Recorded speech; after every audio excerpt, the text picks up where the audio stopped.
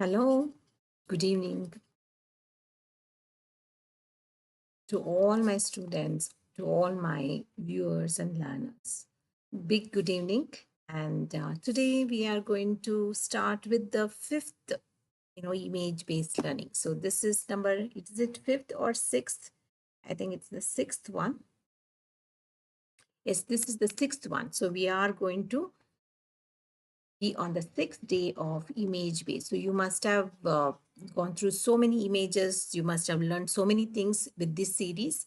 So image based learning of anatomy, number 6. So you have YouTube this series every single day, one at 7 p.m. and another one YouTube you have at 9 p.m.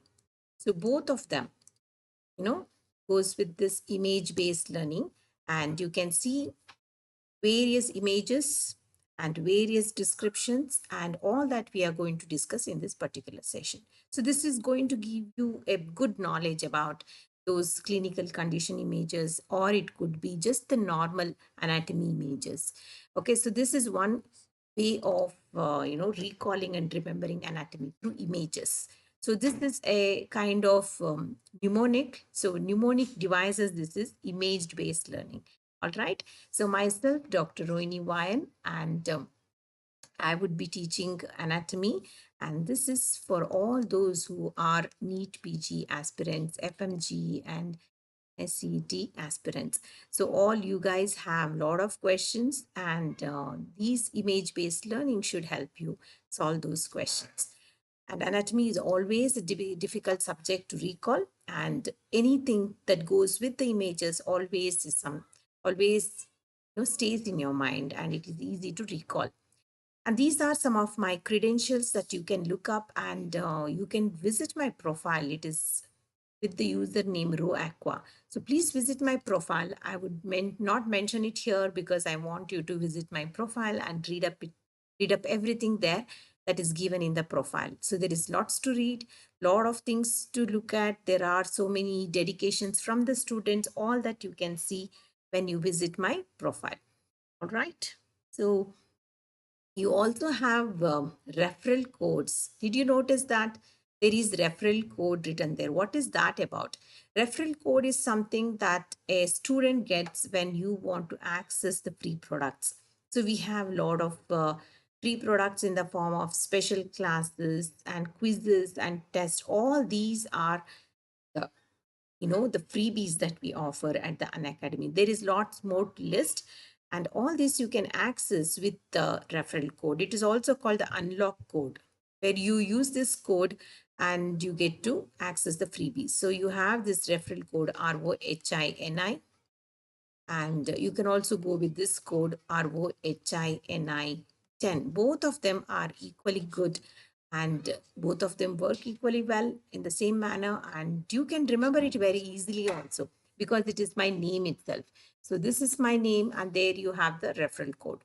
So please use the referral code when you want to access. It is not just for the freebies, but also you can get the 10% discount when you go with the Plus or Iconic subscription. So there are two types of subscriptions, Iconic and Plus. I'll tell more about this once we take off with the class. Let's not keep you waiting for long. And this is the class we are going to start. Let's start with some of the topics right now. So let's see who else is trying to message and trying to connect.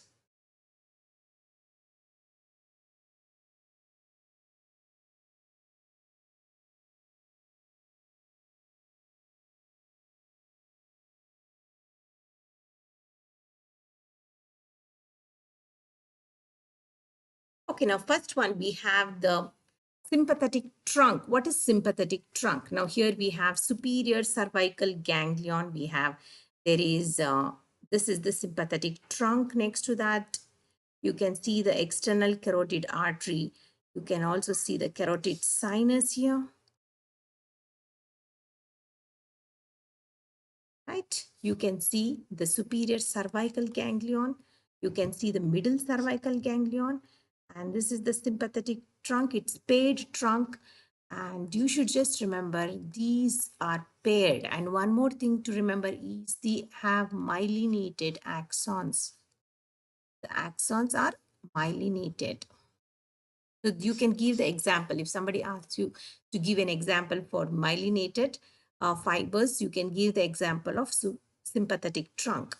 And you can also see inferior one is called the stellate ganglion. Very, very important. What is stellate ganglion? Where it is present could be the question. So inferior, cervical ganglion is called the stellate ganglion. That is where it is exactly, where the you can see the common carotid, the subclavian, all these branches. You can see the branch here and you can see the subclavian branch. Exactly at this point near the subclavian artery, you can identify the inferior ganglion, that is stellate ganglion. So you remember where the subclavian starts. Okay, exactly where the subclavian branch starts. You see the inferior ganglion, which is also called the stellate ganglion. So now here you will find it located anterior to the prevertebral muscles. So there are prevertebral muscles and behind the carotid sheath. So that is another location just behind the carotid sheath. So we talked about the carotid artery, carotid vein and vagus nerve you can find in location. So just behind them, you should be able to identify the sympathetic trunk. So sympathetic trunk is also the relation of this carotid sheath. You can see them right behind this. So here is the lateral aspect of the carotid sheath. This is the medial aspect and this is the middle part. Middle part, obviously, it has this vagus nerve inside. Let me use a different color. Lateral one has internal jugular vein and the medial aspect has internal carotid artery and this has the vagus. Okay. And you see the posterior relation is sympathetic trunk. And anteriorly, what do you have? Anteriorly, you have ansa cervicalis. Ansa cervicalis is the anterior relation. So what is this? This is the carotid sheath. So remember the carotid sheath relation. The posterior is sympathetic trunk. That's why we are mentioning it is behind the carotid sheath. Okay, it's very important to remember. Other than that, what all we can list? One more is the stellate ganglion. Which one is called the stellate ganglion? The inferior one is called the stellate ganglion. Inferior cervical ganglion is stellate. So now here, let's add more points to this particular one. One is the stellate ganglion. Remember about the stellate. And you also remember there are thoracic,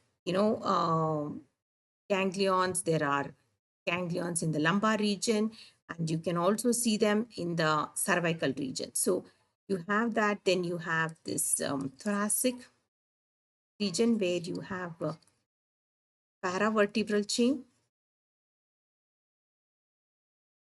and then you also have all these related with the lumbar region. What is related with the lumbar region? Let's look at, we have splanchnic ganglion is related with the lumbar chain, and then we have celiac ganglions, and then superior mesenteric is related to the lumbar, and then we have interrenal ganglions, and what else we have? 1, 2, 3, and then we have the hypoglossal nerve is there. Sorry, the hypogastric. Okay, this ganglion, and then we also have pelvic. Okay, pelvic ganglion. So this one is present in the sacral region.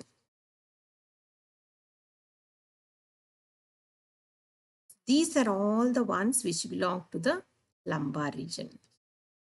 And we have paravertebral chain in the thoracic region. And what we have in the cervical region is stellate, that is inferior one. And then we also have the superior and the middle. So 1, 2, 3. So will you remember this? This is the thoracic region and these are all in the lumbar region. So this is the sympathetic chain. So sympathetic trunk, sympathetic chain. So this much is the extension from cervical to the sacral region. Okay. So that runs right behind the carotid sheath and in front of the prevertebral. This much you have to remember. So now here to add little more points to the same, let me just change the color. So what is sympathetic trunk or the chain? It is a ganglionated cord. Okay, that's first thing. It has ganglions in between. And then you have it is myelinated. So you can give this as an example for myelinated ones. And from where it extends from, it is paired. That is one thing. It is paired. It is present on either side. Not like the thoracic duct, it is only on one side. This is paired. And then it runs from the base of the skull up to the coccyx. Okay, that is one thing. So now here, so lateral to that, it lies lateral to the vertebral bodies.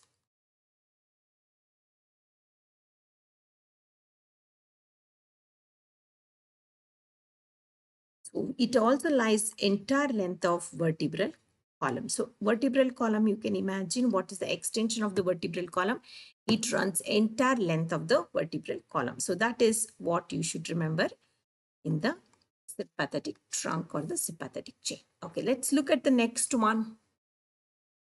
What is this? This is called the Baker's cyst. And what is Baker's cyst and where is it present? It is also called the popliteal cyst. Okay, you can see that in the popliteal foramen here, Baker's cyst it is called. And you can see there is the small projection here and it is made up of synovial membrane and that is the collection of the fluid which when there is excessive increased production of synovial fluid in the joint cavity that results in a cyst formation and that is known as Baker's cyst at the back of the knee in the popliteal fossa. It is associated with the, gastrocnemius muscles on surface of the gastrocnemius muscle you can see, but you can also see the subdivisions of common peroneal nerve here, common peroneal nerve, and there is always a chance that this cyst can press upon the common peroneal nerve. So that is important. Now, what are the boundaries of this popliteal fossa? You have superomedial here, superolateral here, inferomedial here and inferolateral here. Okay, this is the popliteal fossa.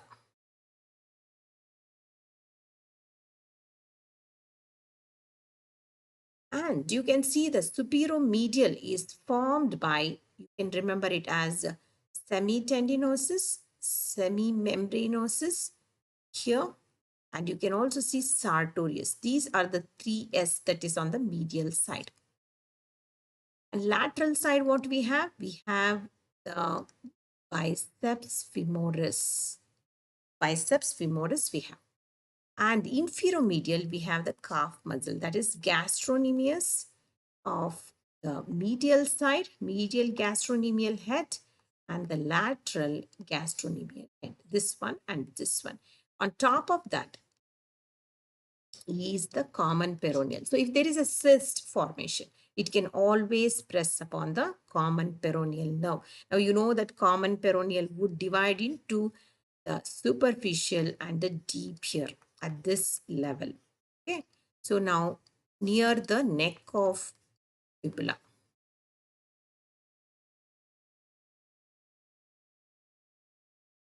So you have to be, listing this as one of the applied aspects. So you have to keep in mind any cyst formation, any fracture at this point can always damage just one thing, that is common pero. Rest of the things are safe. There is nothing else on the other side because rest of the things are inside the popliteal fossa. But this is the one which protrudes out and it can press on the nerve that is outside. That is called Baker's cyst or popliteal cyst. So now here it can also, we can also list some more things on this. That is, we can list the knee joint, conditions like we can list all this. Other than that fracture, we can list the arthritis that can also result in the cyst. And there is one more condition where there could be torn cartilage. You have cartilages that could be torn, the menisci damage that can also cause, or it could be increased synovial fluid in the joint cavity.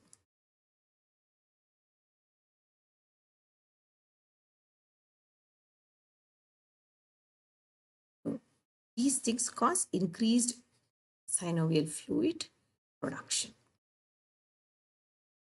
That leads to a condition called Baker's cyst.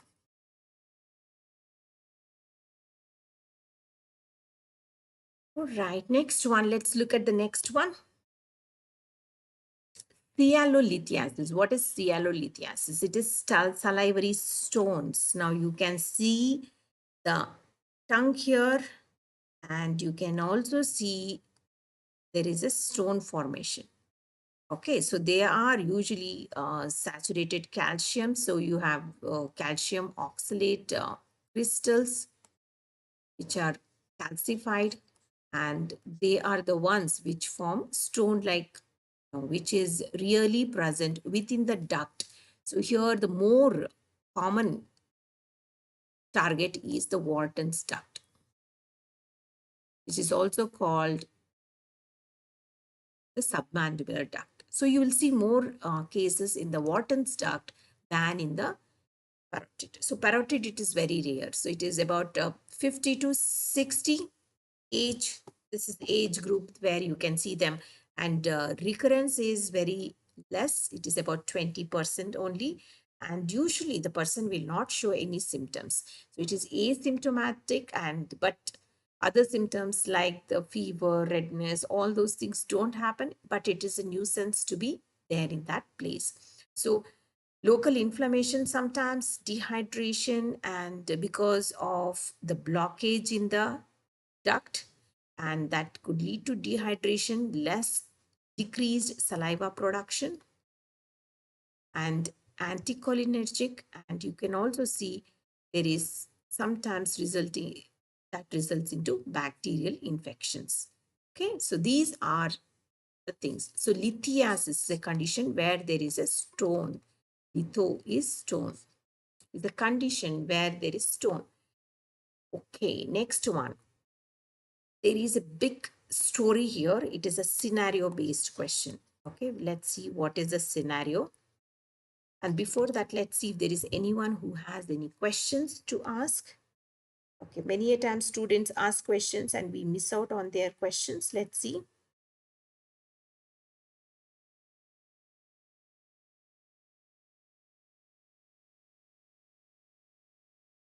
Okay, Shoaib Alam, good evening.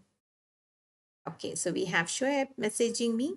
So only if you have downloaded the Let's Crack NEET PG, if you have subscribed, not downloaded, subscribed, then only you can send in the messages. So please make these new changes notable, and you can send in messages. You can ask your queries and questions only if you have subscribed to NEET PG. Otherwise, everyone cannot send messages. So we can make it even more interactive if you have attended those special classes. And this is the YouTube classes of Unacademy platform. And if you think you want to have more interaction, then you should come to my special classes. So those special classes, I'll tell you what exactly you can we do in the special classes. The special classes are the advantages of special classes are it is very interactive, and it is a group class. So because the people who have entered the classroom only will be there, and it is not random class where everyone and can access it. You need the, to have this, you need the app, that is Unacademy Learners app. So once you download it from the Play Store, you can just look for me. I'm Rohini Vine. You can look for me, and I'm a NEET PG educator, and I teach anatomy. So once you know these educator credentials, you can also look for me using this, username. And if you want to make it even more simple, just next to the video itself, you have a small drop down. Have you noticed the video is coming here? Next to that, there is whatever is written there, and next to that there is a drop down. Please click on this drop down, and you have, all those links. You can join some groups, you can give feedback, you have a link to my profile. That's even more important. So go to my profile, look up all those things that the profile has to say, and you can please follow the profile. So once you follow the profile, obviously you will get to access my special classes. So special classes, today's special class was a very nice class on the mandible. So mandible, we discussed a lot of clinical aspects. So these things cannot be done, on a separate, day. So it is something, because the difference between the YouTube and the special classes, once the classes are done in the YouTube, it is just lost in the, ocean. You don't know how to look for it. It becomes just one among so many classes that is running in the YouTube. But special classes are something which just sits there in the app. So because you have downloaded the app, and since it is sitting in the app, you have easy access. Okay, this is actually what you want. You have easy access to those PDF notes that I have used in the class. So once you get the PDF notes, it is easy for you to study. So you can have a playlist of all those classes. Like you can separate the head and neck region. You can have the lower limb. You have upper limb. So like that, you can have different. So as and when you are studying, you can go back n number of times and look at the video, and you can answer those questions. So first time I would have had some 15 questions here in this, in one particular special class. So you can try answering. Maybe you will get some 10. Next time, maybe some more. So it just, goes on increasing. And that also gives you a confidence that you are improving in your studies. All right. So special class has a lot of advantages. So go through that advantages and see, how well you can do with the special classes. For all that, you need to download the Unacademy Learners app, and only then it is possible. So you need to follow me, Row Aqua, right now. Click on the drop down next to the screen, and you see what are the links that you can get. You get a lot of links to various things. So you can look at all those, various programs that are running, various classes that are running, and you can also get the link to the website, everything you can look up. So links are listed there. Please go through that. And this is the next one that I have. This is the next one that I have, 24-year. Now I want people to respond. So if you are not a person who has downloaded and subscribed for NEET PG, your messages will not appear. So please remember, if I'm not answering and if you're not able to type, it is because you have not subscribed to Let's Crack NEET PG. So please do subscribe, only it is then it's possible. And here you have the next one, a 24-year-old football player. Okay, he's a youngster. He's not a very old person. He's a youngster, but he was taken to emergency room. Why? What happened? He got a blow on the left leg. Okay, so remember, it is the leg. That is a key word. You should always underline the keyword. So when you have underlined the keyword, that stays in your head, and you know that, okay, you have to work around that keyword. He had severe pain and he was unable to stand. Okay, that is one thing to note. He was not able to stand. And why? Let's see. So where was the injury? the physician was able to locate a painful area just below the knee. Okay, knee, just below the knee, he was able to see that he has pain, and he suspected that there could be a fracture. That's why he has a lot of pain, and he also could find out there is a fracture. That with all the x-rays, obviously whenever someone complains of the pain, we ask them to take an x-ray. So there is x-ray of the leg taken, knee taken, and you can make out that there is a spiral fracture near the neck of the fibula. You just start bringing fibula in your heads now. Just think what is there related to the neck of the fibula. What divides at this level? That's the reason, whole reason of me explaining the Baker's cyst so carefully, because I want you to answer this question. Here, the fibula, neck, fibula is on the lateral aspect. So lateral aspect Baker's cyst will always press upon some nerve. What is that nerve? So you have a cracked tibial shaft were also shown on the x-ray, and you also have a spiral fracture on the fibular head. So both of them have been damaged. Now let's see, no signs of nerve injury were detected. Plaster cast was applied and patient was discharged. So this is what they have been saying. So now here, if there was nerve injured, what would be the nerve? What is the most cases? In that case, there was no nerve injury, so he was fine. But here, if the nerve has to be injured, which nerve do you think is near the neck? Think which nerve. So please think, which nerve do you think is near the neck of the fibula? And what would the doctor look for? Confirm that it is a nerve injury. And which of the two? See, his muscles are fine. Only thing is, for temporarily, he's not able to walk. The primary factor in the patient's inability to walk. So if the person is not able to walk, then you should be worried. If he's able to walk, then it's fine. What problems may be encountered in tibial fractures? Now let's look at some of the things. So all these questions are there here answered. Now first one, now which nerve? Talking about the common fibular nerve. This is related to the neck of the fibula. So this neck of the fibula, because the fibula itself is a very thin bone, and neck of the fibula is even more constricted there. So you can imagine if there is a fracture, then it could be a really a fatal one. And since the fibula does not take part in the formation of knee joint, the knee joint is just fine. He would be able to bend his knee later on, nothing to do with the knee joint, because fibula has nothing to do with the knee joint. The main weight-bearing bone is the tibia. Now, what is the function of the muscles, which is supplied by common fibular nerve? Now, there is loss of eversion. Common fibula divides into the superficial and deep.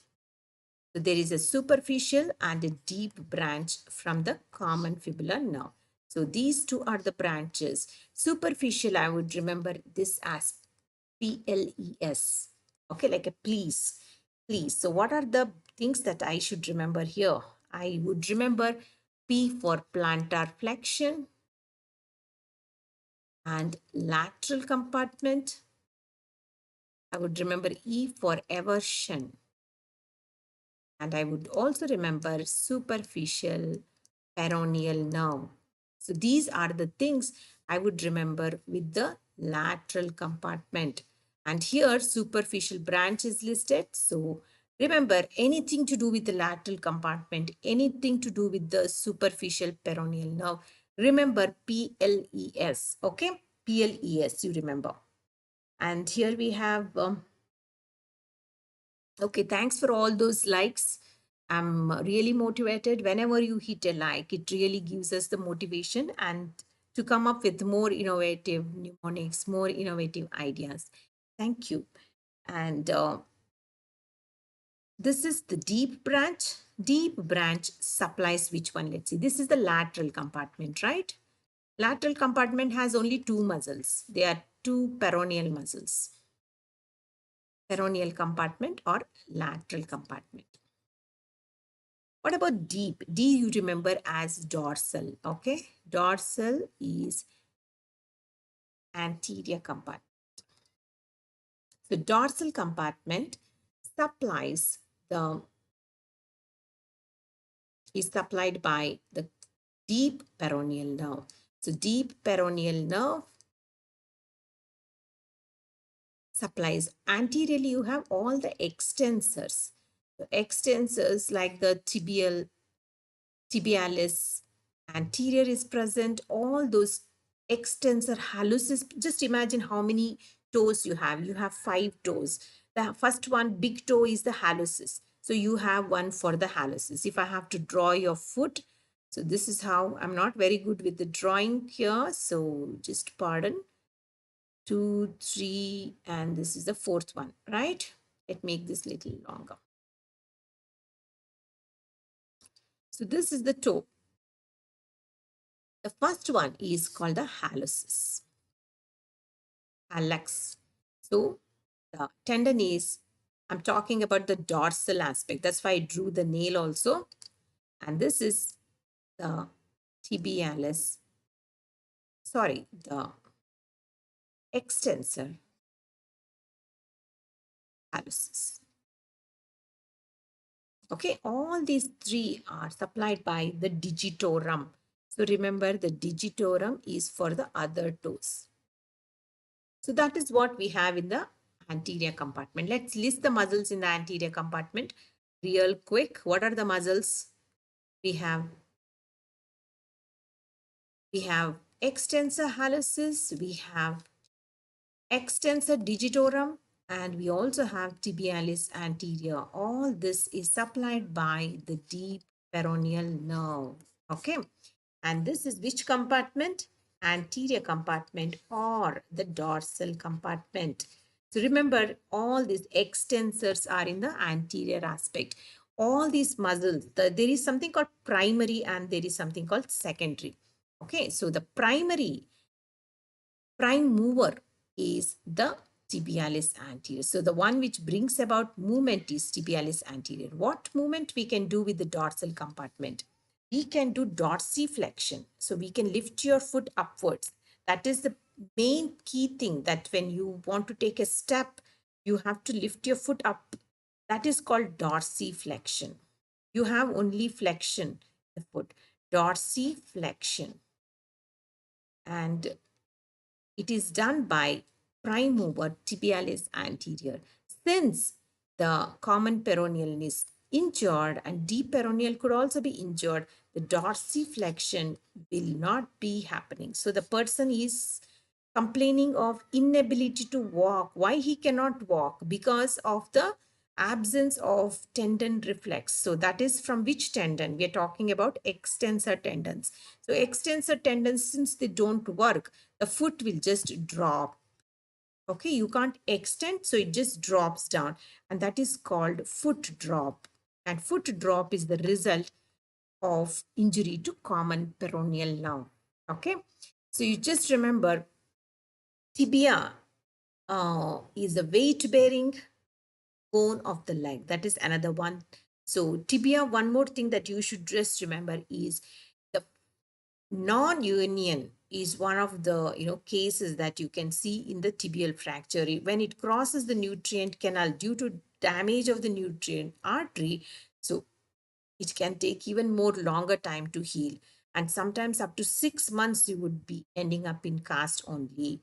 And tibia has the relatively poor blood supply compared to other one, which is fibula. So what happens? It takes even more longer time whenever there is a fracture of the shaft of the tibia. So fracture of the shaft, that is the medial compartment. The medial compartment of tibia is very, very subcutaneous. So what happens here is there are high chances of fracture on the shin. Shin, it is called medial compartment. So there is very high chances that the shin fractures are more when it comes to tibia, and the non-union is also more if it has crossed the nutrient canal. Or when it, where is the nutrient artery? Nutrient artery is, directed towards the ankle. So it is towards the ankle. So lower part of the tibia fracture can damage the nutrient artery. Okay, so keep all this in mind, or so many points, you keep everything in mind. Let's see where is the fibula, where is the common peroneal nerve. So you can see the common peroneal nerve very closely related to the neck. And see its division. There is a deep branch and there is also the superficial branch going to the lateral side compartment. Okay, so this is the medial compartment. This is the lateral compartment and front is the anterior. Medial compartment has no muscles. So what you have there, you have just the bone directly sitting under the skin. And that's why the fractures of this side is more. Okay, so now here you can also see the fibula does not take part in the knee joint. So this is the knee joint and the knee joint is only between the femur and tibia. So it is called tibiofibular joint. Sorry, it is called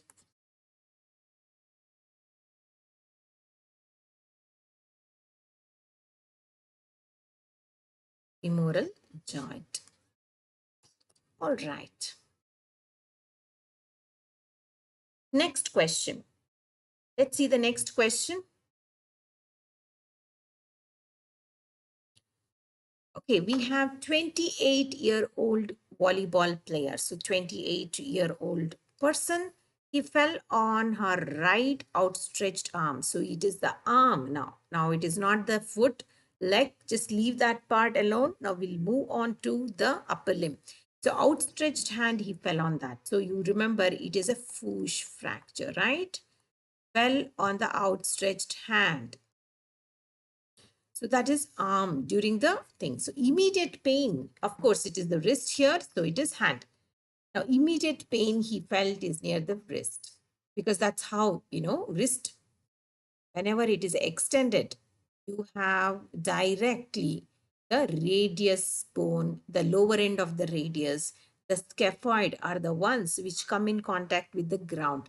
So there are more chances of the radius and the scaphoid getting fractured. The lower end of the radius, that is distal end of the radius. And it could also involve those carpal bones which form the wrist joint. Now let's see what are the things that we can talk here. So he described this as the dinner fork deformity. So dinner fork deformity is also called the Coley's fracture. So here you remember Coley's fracture, you remember this O, okay? You remember it is outstretched or outer. So when the hand is outstretched or outside stretched hand, then it is Coley's fracture. You remember the Smith, S-M-I-T-H, it is opposite. It is inward bent hand. Inward bent hand. So the basic thing, very simple, but it sometimes gives you the clarity, more clarity when you come up with such ideas. Okay, so here the plain radiograph, it revealed that there is a transverse fracture at the distal end of the radius, and you can also call this as Coley's fracture, like I mentioned.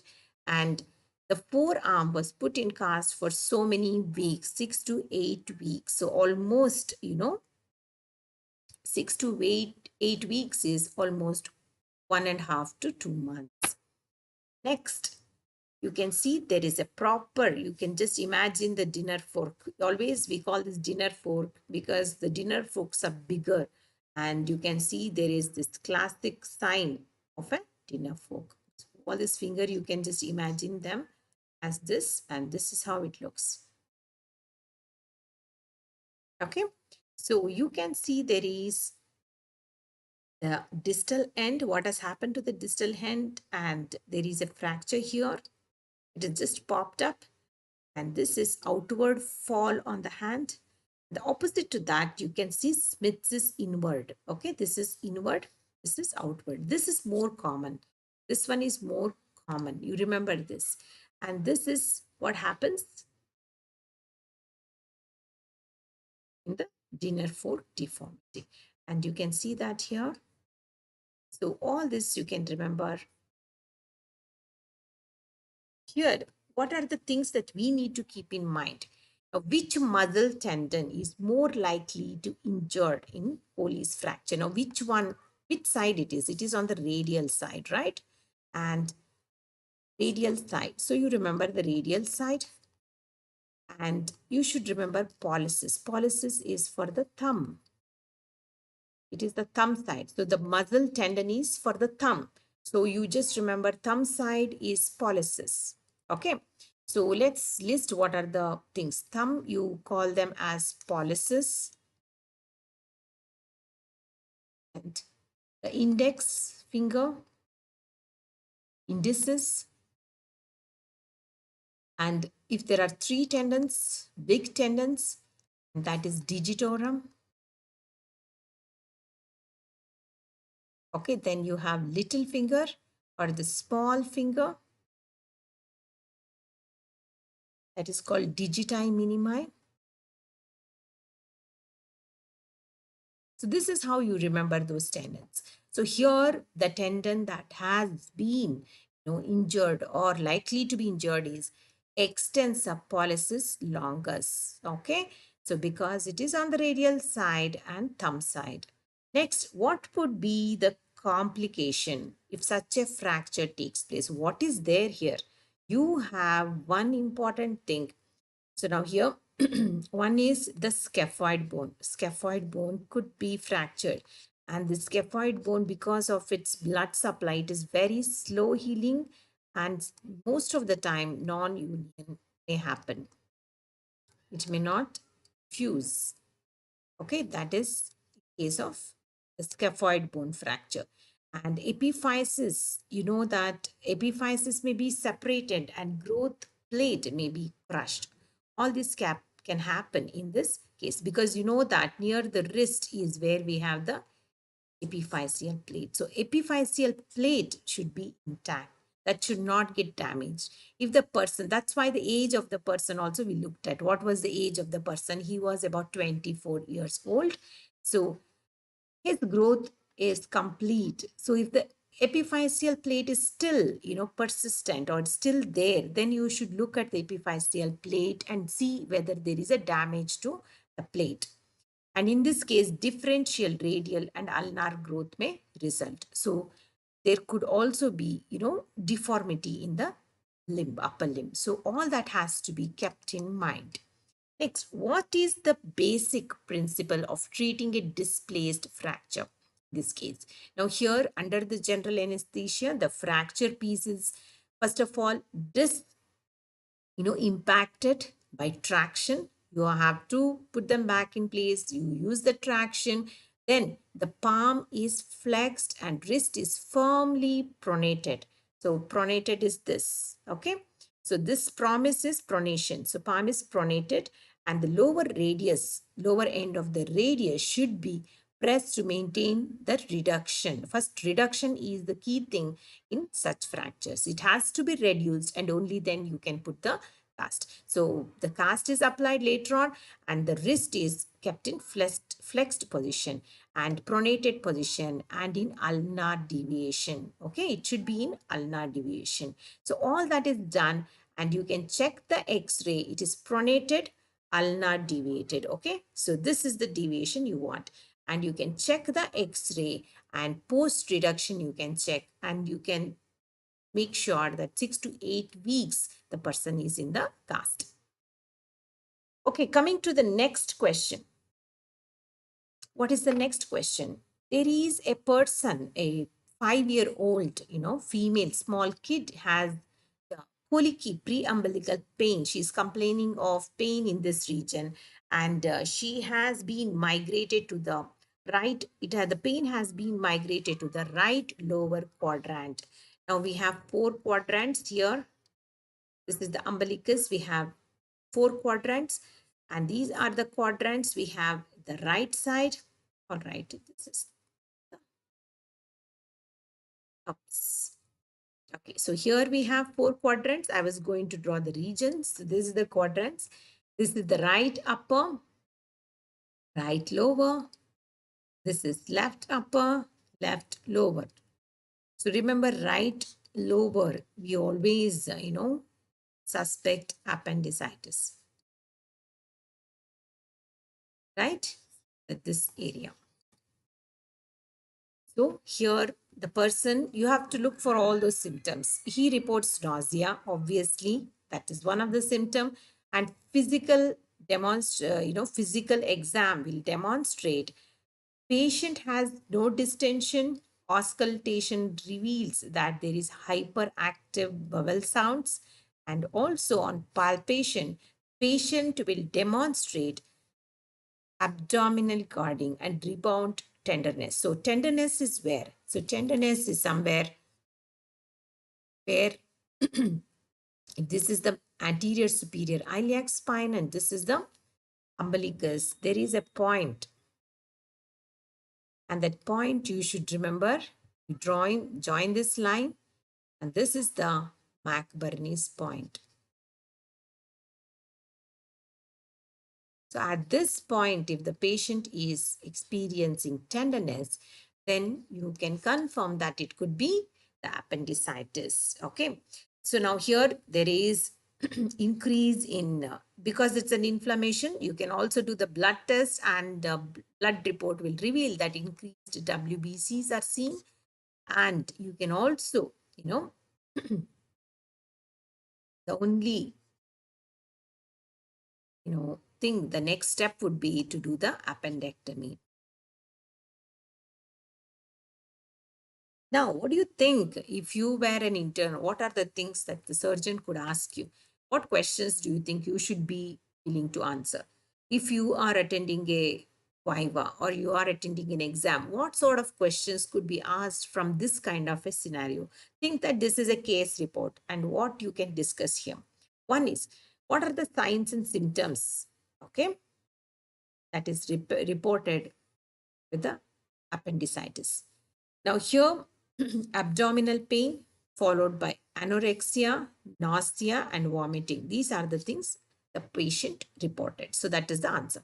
Now, how would you distinguish between the gastroenteritis and the appendicitis? So both of them will have some similar things. Now here what you have to remember, in the gastroenteritis, what is there? It usually causes vomiting, right? Before the pain. And it is associated with diarrhea. But in case of diarrhea is present in gastroenteritis. In appendicitis, no diarrhea. So it is only less acute history of abdominal pain. But gastroenteritis, it is chronic pain in the abdomen. Okay. It is also associated with vomiting. Here it is just the nausea. It is discomfort, not complete, digestive system related issues. Next, you can see what is Macburney's point. Where do you see this? It is the point in the right lower quadrant where you can see there is 1/3 distance from the anterior superior iliac spine to the umbilicus. You connect the dots, you get the Macburney's point, and that is the point where the patient experiences maximum tenderness. So keep that in mind. And next you have a 40-year-old woman who works as a high school teacher reported to her primary care physician that she has varicose veins in both her legs. Okay, this is the next one. Now, she has pain and edema in both the legs. So she's talking about varicose veins. Okay, so now there are different stages. You can keep this in mind. There are various stages. First of all, you can see where there are, slightly swollen blue discoloration on the skin. So that will result, that is the first stage. So now here she has it has been worse because of long standing hours, and pain is relieved when she raises her leg, away from the ground, and she keeps it on some dust. She feels better. There is a better flow of the venous blood. Okay. Now here, but the condition is becoming worse day by day because it is going to the different stages, advancing in stage. And you can examine that there is excluded, and deep vein thrombosis could be excluded at this point. He suggested that the lower limb venography is done and also surgical management at the hospital. Let's see what are the things we should keep in mind in this case. One is, what questions could be asked from this? When a patient comes to you with the veins, now which veins we are talking about? We are talking about superficial veins, the greater and the lesser. Okay, the lesser one is also called small. Remember, the small has, or the lesser one is lateral. Okay, lateral or small is the lateral one. This one is medial. So medial one is great saphenous vein, and this opens into the cribriform plate, cribriform fascia, and drains into the femoral vein. And the small one drains into the popliteal vein. So remember these two. The small one drains into popliteal vein and the great one drains into femoral vein. This is on the medial side. This is on the lateral side. How would I remember? I just remember the picture, of course. If you want to remember, you can remember this trick. Lateral one is the lesser one. Okay, now what are perforating veins? Now these are some of the anastomosing channels that are present with these, the superficial connected to the deeper veins. Now there are three sets of perforating veins present at various levels. One is related to the, see, there are three sets because everywhere you know that the superficial one is connected to the deeper one. One is at the level of adductor canal. So you just have to imagine, and another one is near the gastrocnemius, and the third one is near the ankle. So these are the three places where there are perforating veins, okay, which connect the superficial to the deeper veins. Now, why do these varicose veins develop? So there is no known cause for this. One is the surrounding muscles, the muscles may not be worked very well, and there is poor venous return. So that is why these veins are the ones which swell up, and because of the hydrostatic pressure and the blood being forced by the muscles into the superficial veins, and the valves in the superficial veins then fail and become even more clotted, occluded with the blood. So the defect is in the valves. Okay, so this has to be corrected. So that is one thing. So these are some of the predisposing factors like prolonged standing, and the surgical options, if you want to consider, would be sclerosing solutions by injecting them, and ligation and stripping also could be done. And this is something, the stages that you can see here. You can see the stages. You can see the stage 1 where you can see reticular veins or spider veins. Stage 2 has all these nodes also formed and the edema of the lower limb. There is swelling, and you can also see eczema also present in the later stages. So ulcers could also be formed on the skin. So that is, you have something you need to remember. Okay, let's go to some of the dedications that the students have given, and this is in the form of those hats that they have earned. So there are various hats that the students earn when they have put in a lot of minutes. So we have blue hat, orange, red, and etc. So all these hats are the ones that is earned by the students, and they are dedicated to their educators. So here you can see my profile with followers. This has almost doubled by now. So it goes on increasing. So you too, please go see my credential. If you have liked my class, don't forget to hit a like and also follow me and increase my flow of followers. And then there is red hat, yellow hat. I always mention that these are some of my favorite students who have been there in all my classes, and be it special class or the YouTube classes. Special classes are even more interactive. All these special classes, whatever is taken here, all these advanced things are discussed in the special classes. So don't forget to watch my special classes. It's there every single day at 5 p.m. for sure. Okay. On Wednesday, there are even more number of special classes.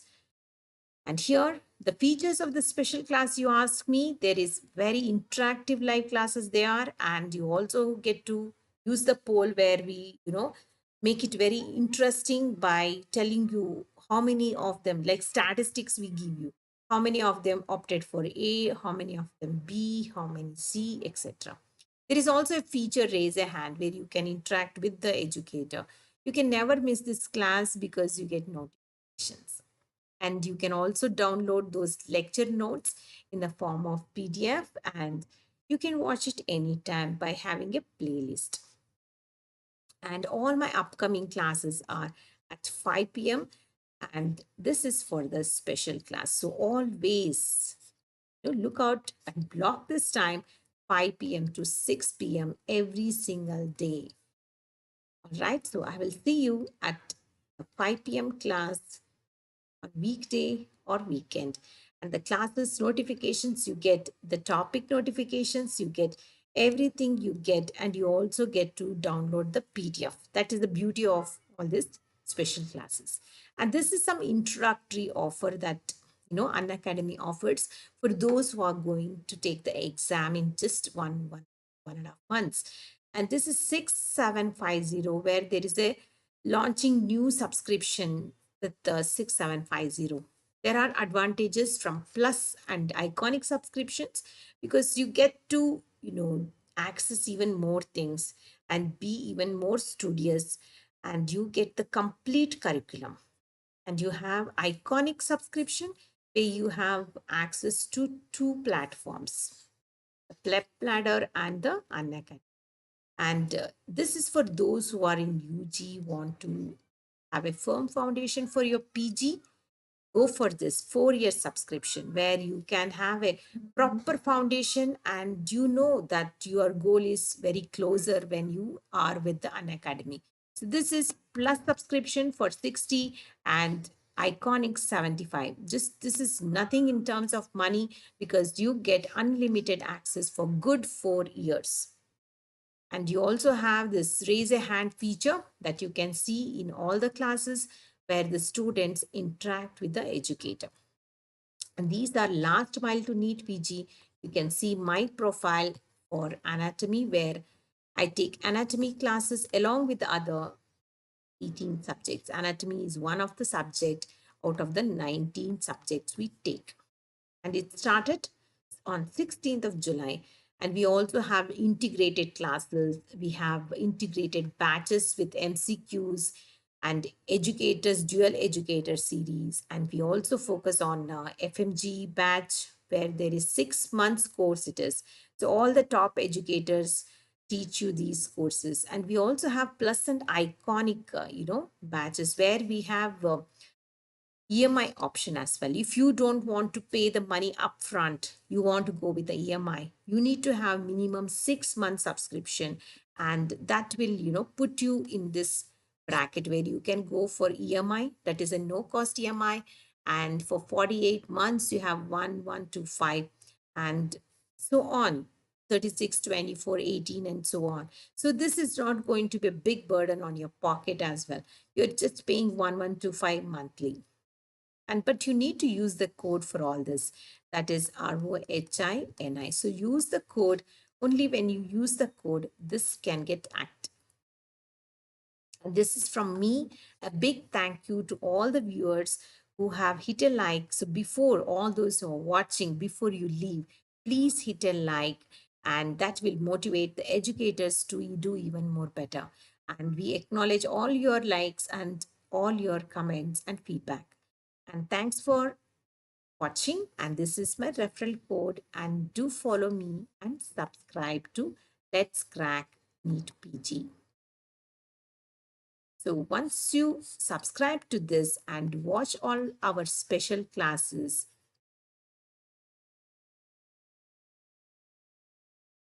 you will have maximum benefit. So do watch special classes because all these YouTube classes will have the advanced classes in the special classes. So you want to complete your knowledge in that particular section, then you please attend my special classes every day at 5 p.m. It is the continuation of the classes that is done here. So do watch special classes at 5 p.m. So with all this, I would like to end my class and thank you so much for watching.